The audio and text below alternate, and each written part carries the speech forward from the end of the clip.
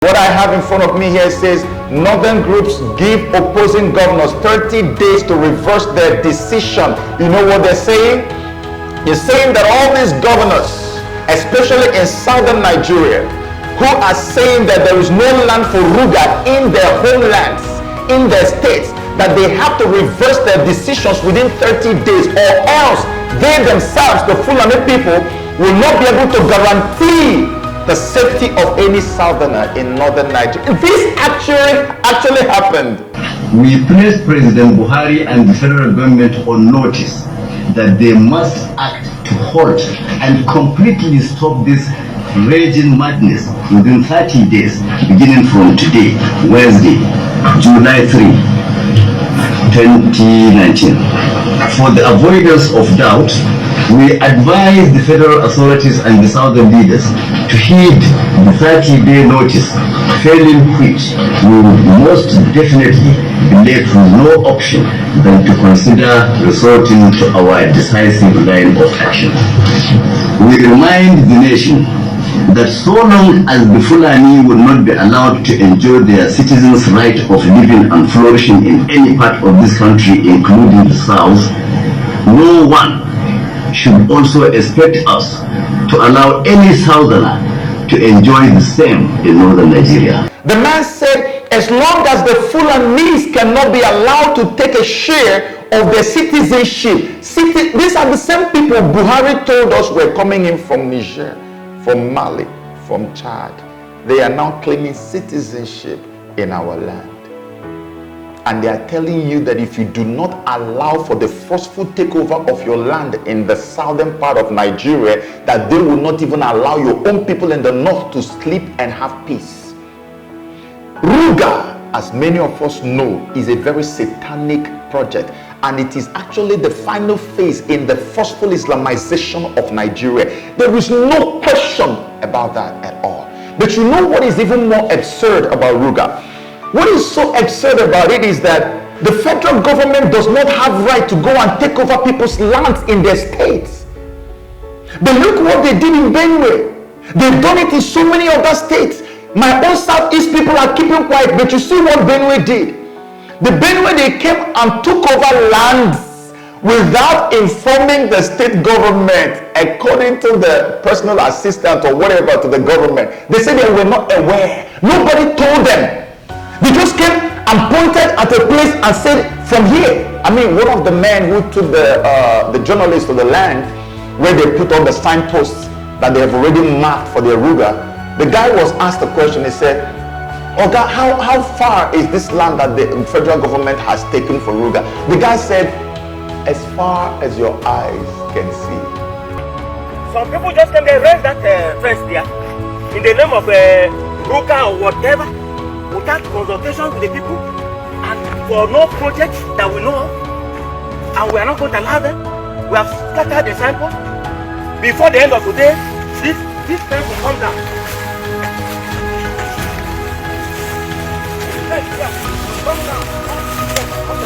And there's no dimension to it. It's endless. So they took this land and there's no measurement. No measurement. As far as they just started doing their fencing. So how long is the fence? Because I see it started from here down there. As long as you can go. As long as you can go. Can you even believe that this is happening in the 21st century? Federal government does not have right over lands that are in the states. So this is stealing, broad daylight robbery. This is banditry happening before our eyes. And they are saying that if you don't allow them to steal your land, that they will not allow your people to drink and drop their cups up there in the north. This actually happened. This is a press release. These people want to destroy us. You know what is happening? I saw another video again when they heard in the news that some Fulani men were escorted out of a village in Enugu State. Immediately, they summoned the governor. Nobody was killed though. No cow was killed. Immediately, the governor had to go there to reassure them that there was no troubles. And at that meeting, A Fulani man made a statement that many people are not paying attention to. He said, this is the place where we all grew up, where we were born, and our forefathers were born here too. That statement might come to you like a simple thing. You know what he's trying to let you know? He's trying to let you know that they are also part of the people who own the land here. I must have to tell you that in Enugu State, where we are born, and our forefathers were born in Enugu State, we've been enjoying that peaceful coexistence. And when you come on board, you improve on that. You brought us close to the government. So we are here to say that mischief makers will not succeed, inshallah, in Enugu State. This is what we have worked ourselves into. Are you surprised he's saying that, knowing that Fulani people have gone on radio, on TV live, and told Governor Otom of Benue State that he has no right whatsoever to challenge their rights to ownership of lands in that place. They actually told the governor that they were in Benue State before them, the owners of the land.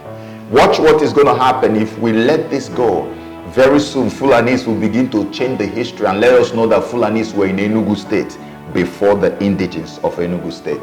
This is how it begins. He's already telling you our forefathers. That's why the governor has made one of them an SA. He's a special advisor to the governor, a Fulani man. And I don't have a problem with that. I mean, there was a time that a former governor of Kano State took some Igbo people and put him in the government. I don't have a problem with that. But you know what? The Igbo man will never wake up any day and want to kill you and take over your land. Never. He will never do that. But look at the set of people we are dealing with. Very soon they will tell you we are large in number now, so we need somebody to represent us more in government, not just SA position. We need a deputy governor. They will start using deputy governorship positions and be giving it to Fulani people. That slot will soon begin to go to Fulani people if we don't do anything. And the moment a Fulani man becomes a deputy governor, you can rest assured that your life is at risk. Before you know what is going on, they take you out and they're going to take over. And from that moment they take over, they change everything in that state. It becomes constitutionally and officially a Fulani state. Sharia then comes in immediately. In Abia State, you know what happened? Fulani men went into somebody's farm. After destroying the farm, I think the people got angry and killed, I think, 1 or 2 cows. The governor of the state immediately sent money to go and give to Fulani to pay for their cows. I hope that governor had paid fully for all the things that were destroyed, because normally they would never do that. They went quickly from the government office. A man was sent to go and give money to the chief to give to the Fulani men for their cow that died, so that there is peace. This actually happened. As if that was not enough, Governor Wike said that there is no questions that Rivers State is a Christian state. Again, they came after him. That Wike is misguided. That it is wrong for him to say that Rivers State is a Christian state. Eastern Nigeria, we are 98 to 99% Christians. Are you kidding me? And you're telling the man he has no right to say that Rivers is a Christian. So you want to start by secularizing Rivers State and then Islamizing it. When you have 12 states in the northern part of Nigeria who are already under Sharia, full-blown Sharia, and when a state is under Sharia, you cannot open your mouth to utter and say that this is even a secular state, not to talk of anything else. If you do that, you're going to lose your life. So it's okay to have Sharia states, 12 of them up north, but you cannot open your mouth to utter the word Christian state in the south. Do you see how these people are exposing themselves? Is there still anybody who is still asleep, who does not understand what is going on? That we are under bondage, that we are headed for a major disaster. Is there anybody who is still in doubt? These are the things that were up in my mind. This was why I put out the video I put out concerning the COZA rape situation. This is it happening right now. You see why I told you to forget about COZA and begin to protest the RUGA? You see why I said that? I put out that video, people didn't understand. I mean, overwhelmingly there's been a lot of positive reaction, but there are some people who thought maybe this man wants to condone rape. He wants to. No, I don't condone rape. I do not excuse rape. God in heaven knows I will never excuse rape. I have counseled a lot of rape victims before. I know what rape is. I know what it does to women and to men too. Some males have been raped before too. In a few weeks' time, my media productions company is going to be moving into a beautiful African country to shoot a movie that the story is based off of rape. So I know what rape is all about. I could never condone it. But unfortunately, in this particular case, we did not follow due process. And the whole thing was too fishy. But then, above all, it wasn't even just about the due process and the fishiness of the whole story.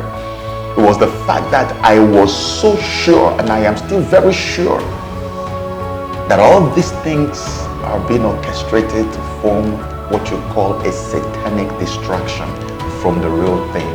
Did you see that the Fulanis have been so quiet while Buhari was busy frantically implementing his RUGA projects? The moment America showed up and pressure began to come and he suspended it, boom, it took them just 24 hours or less or more just to come out and begin to make a video. They are threatening us that we must allow them to do RUGA. And we are busy talking about protesting COZA. And Christians are falling for this nonsense. That's why I put out that video. You can see it for yourself now. We are in danger. This is a dire strait. Let me tell you before I close this video. Let me tell you why this RUGA, this COZA thing was brought up. You know, Turkey was 100% a Christian nation before it was conquered. Today, Turkey is 99.7% Muslim. The book of Ephesians you have in the Bible is located in present day Ephesus is located in present day Turkey. You remember that part of Revelation where we have the letter to the 7 churches of Revelation? Those 7 churches are located in present day Turkey. There's a church, it was supposed to be the oldest and the biggest ancient church of all times. It was built by St. Peter that you read about in the Bible. I think it was called St. Sophia or Hagia Sophia Church. The moment the Ottoman Turkey guys took over, they went to that beautiful edifice and turned it into a mosque. Why did they do that? Whenever Islam conquers a region, the first thing they do is that they remove all the signposts, the landmarks that point to Christianity or anything or any other religion, and then begin to change them into ones that point to Islam. Landmarks mean the word to them. And as far as they are concerned, Nigeria already technically has fallen to Islam. You do not know that. That is why Buhari brought about RUGA. RUGA is the final phase. There's no way he would have introduced RUGA if they didn't know or believe that Nigeria has completely fallen to the caliphate in its entirety. And so if Nigeria has fallen to the caliphate, what that means is that Abuja is not your national capital. Abuja in reality is the Caliphate Islamic capital of Nigeria. Abuja, let me say it again, is not your national capital. It is the Caliphate Islamic capital of Nigeria. And so all these imposing structures, churches, magnificent edifices that are churches in Abuja, they are a threat. And so all of them are going to be kicked out. You see, they started with Fatoyinbo because they probably considered that Fatoyinbo should be a weaker link. They had to dig into something that allegedly happened 20 years ago. And some people were busy going for protest, but you do not know that when they are done with Fatoyinbo, they are going to move over to Paul Enenche, and they're going to move over to Bishop Abioye of Unas Chapel. They're going to move over to all of them one by one. They've got stuff on each and every one of these people. Something they're going to hold on to. And they're going to end up using Christians to bring fellow Christians down. And when they are done, they will do what? They will laugh at you and then change all the signposts everywhere. That's why, look at all the people who protested COZA. Most of the people at the forefront of the protest were Muslims, wearing burqa and all kinds of stuff. They were Muslims.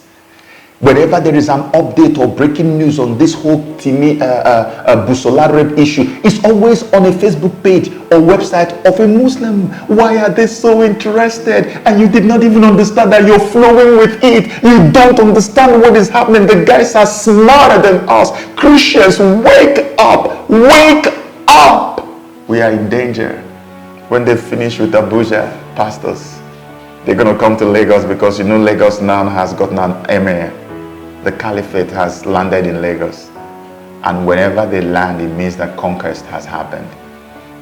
So when they finish there, you see, these things sound a little too preposterous, like it's too big. How can this even happen? That was how we were thinking that Boko Haram would never leave Northeast.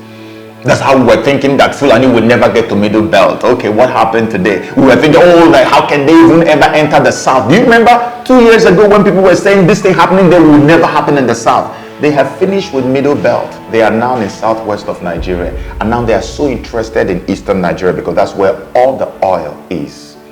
That's why you see all our governors are being hounded and threatened, all of them. From Ebonyi State to Enugu State to Abia State to Rivers State. Look at what happened during elections in Rivers.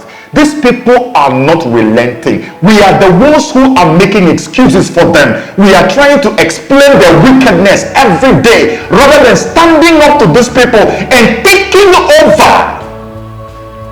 We are defending their madness. These guys want to wipe us off, especially my own people in Eastern Nigeria.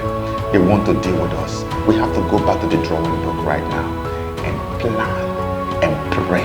This is why we are praying on Facebook. 12 midnight every day throughout the month of July. We are praying. I told you, without prayer, these guys will finish you and I in Nigeria. There is no other hope. They have everything from head to toe. They have everything. We don't have nothing but the power from God. That's why we are praying. Join us on Facebook to pray. You can skip that sleep at midnight. Let us pray. It was when we started praying that God began to answer our prayers by bringing America to pay attention to our people. That is why the RUGA thing was suspended, and more pressure will still come. America is the only one who can help. Our prayer is the only thing that can make them do it. Are you going to pray? Or are you going to continue whining and protesting? May God help His church.